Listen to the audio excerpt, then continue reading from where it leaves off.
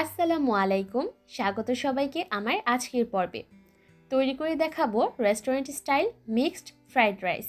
ঘরে থাকা সাধারণ কিছু উপকরণ দিয়ে রেস্টুরেন্টের এই জনপ্রিয় খাবারটা খুব সহজভাবে আপনাদের সামনে উপস্থাপন করেছি। আশা করছি আপনাদের সকলের কাছে রেসিপিটা ভালো লাগবে।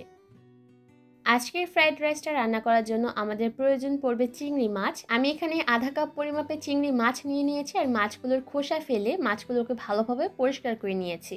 এবার প্রথমেই এক ফালি লেবুর রস একটু চেপে দিয়ে দিলাম, সামান্য একটু দিয়ে দিলাম লবণ, আধা চা চামচ দিলাম কালো গোলমরিচের গুঁড়া, 1 চা চামচ দিলাম চিলি ফ্লেক্স, আধা চা চামচ দিলাম আদা রসুন বাটা আর 2 চা চামচের মতো দিলাম সয়া সস। এবার সব কিছুকে একসাথে মাখিয়ে নিচ্ছি।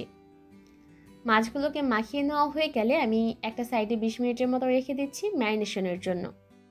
এবার আরও একটা বাটির মধ্যে 1 কাপ পরিমাপে নিয়েছি মুরগির বুকের মাংস আর অবশ্যই আমাদের বোনলেস চিকেনটা নিতে হবে। এর মধ্যে আমি সামান্য একটু লেবুর রস দিয়ে দিলাম, 2 চা চামচের মতো দিলাম চিলি ফ্লেক্স, 1 চা চামচ দিলাম কালো গোলমরিচের গুঁড়া, স্বাদ অনুযায়ী লবণ দিয়ে দিলাম আর 1 চা চামচ দিলাম আদা রসুন বাটা, 2 চা চামচের মতো দিলাম সয়া সস। এবার মাংসের সাথে মশলাগুলোকে মাখিয়ে নিচ্ছি। মাংসগুলো মাখিয়ে নেওয়া হয়ে গেলে আমি এটাকে 20 মিনিটের মতো ম্যারিনেট করে রেখে দিব। 20 মিনিট পর চুলায় একটা প্যান বসিয়ে দিয়েছি আর এর মধ্যে নিয়েছি 1/4 কাপ রান্নার রেগুলার তেল। তেলটা যখন গরম হয়ে যাবে তখন এর মধ্যে প্রথমে আমি ম্যারিনেট করা চিকেনগুলো দিয়ে দিলাম। চুলার আঁচ আমি এই পর্যায়ে মিডিয়াম হাই হিটে রেখেছি আর মিডিয়াম হাই হিটে রেখে এবার এই মাংসগুলোকে ভেজে নিতে হবে। একটু অনবরত নেড়ে চেড়ে মাংসগুলোকে ভাজতে হবে, তা না হলে মাংসগুলো হাঁড়ির তলানিতে লেগে গিয়ে পুড়ে যেতে পারে।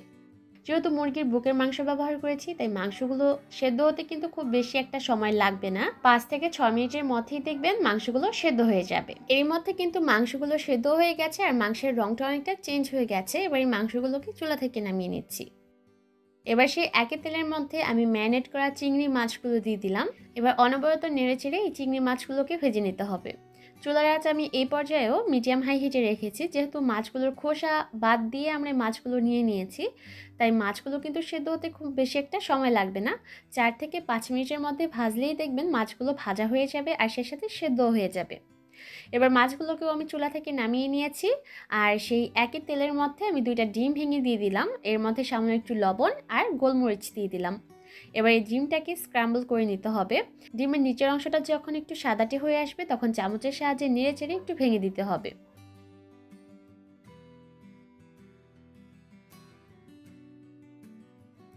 এই পর্যায়ে চুলার আঁচ আমি মিডিয়াম হাই হিটে রেখেছি আর এর মধ্যে কিন্তু ডিমটা স্ক্র্যাম্বল করে নেওয়া হয়ে গেছে। এবার এই ডিমটাকে চুলা থেকে নামিয়ে নিচ্ছি।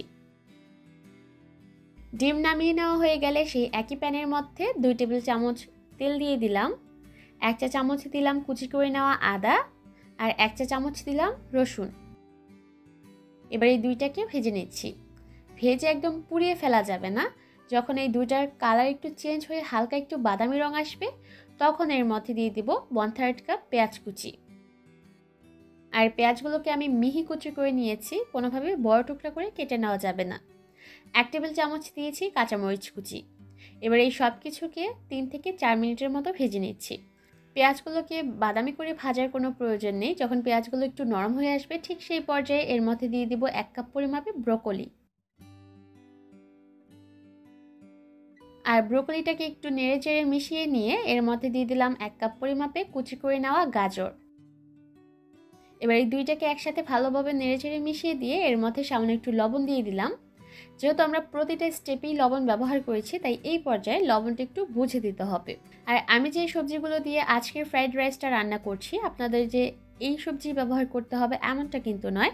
আপনারা চাইলে আপনাদের নিজের পছন্দ অনুযায়ী যে কোনো সবজি দিয়েই ফ্রাইড রাইসটা রান্না করতে পারবেন। সবজিগুলো যখন 4 থেকে 5 মিনিটের মতো ভাজা হয়ে যাবে আর এগুলো একটু নরম হয়ে আসবে ঠিক সেই পর্যায়ে এর মধ্যে ভেজে রাখা চিকেন, ডিম আর সেই সাথে মাছগুলো দিয়ে দিতে হবে। এবার এই সব কিছুকে আরও 2-3 মিনিটের মতো ভেজে নিব। আর এই পর্যায়েও আমি চুলার আঁচ মিডিয়াম হাই হিটে রেখেছি, কারণ যে কোনো চাইনিজ রান্নাই কিন্তু হাই হিটে করা হয়ে থাকে। সব কিছু ভেজে নেওয়া হয়ে গেলে এবার এর মধ্যে দিয়ে দিব রান্না করে নেওয়া ভাত। আজকের ভাতটা রান্না করার জন্য আমি চিনি গুঁড়া পোলাওয়ের চাল ব্যবহার করেছি 1 কাপ পরিমাপে। আপনারা চাইলে বাসমতি চাল দিয়েও এই রেসিপিটা তৈরি করতে পারেন। এবার এর মধ্যে দিয়ে দিলাম 1 চা চামচ চিলি ফ্লেক্স, 1 চা চামচ দিয়ে দিলাম কালো গোলমরিচের গুঁড়া আর আরও সামান্য একটু লবণ দিয়ে দিলাম। আর সবশেষে দিয়ে দিলাম 1 টেবিল চামচ সয়া সস। এবার সব কিছুকে একসাথে ভালোভাবে নেড়েচেড়ে মিশিয়ে নিচ্ছি।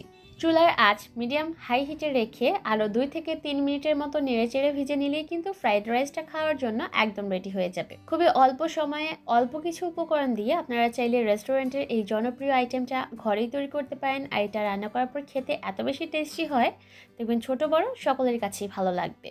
আর একটু অনবরত নেড়েচেড়ে এই রাইসটা রান্না করবেন, তা না হলে দেখা যাবে হাঁড়ির তলানিতে রাইসটা আবার লেগে যেতে পারে। এর মধ্যে কিন্তু রাইসটা রান্না করা হয়ে গেছে। এবার এই রাইসটাকে আমি চুলা থেকে নামিয়ে সার্ভিং ডিশে তুলে নিচ্ছি। খুবই অল্প সময়ে তৈরি করে নেওয়া এই রাইসটা আপনারা চাইলে সকালের নাস্তায় সার্ভ করতে পারেন, আবার চাইলে বাচ্চাদের টিফিনে দিতে পারেন। তাছাড়াও চটজলদি মেহমানদারিতেও কিন্তু আপনারা এই রাইসটা তৈরি করে সার্ভ করতে পারেন, দেখবেন ছোট বড় সকলের কাছে ভালো লাগবে। আশা করছি আজকের রেসিপি ভালো লেগেছে। আজকের মতো এখানে বিদায় নিব। সবাই অনেক ভালো থাকবেন। আল্লাহ হাফেজ।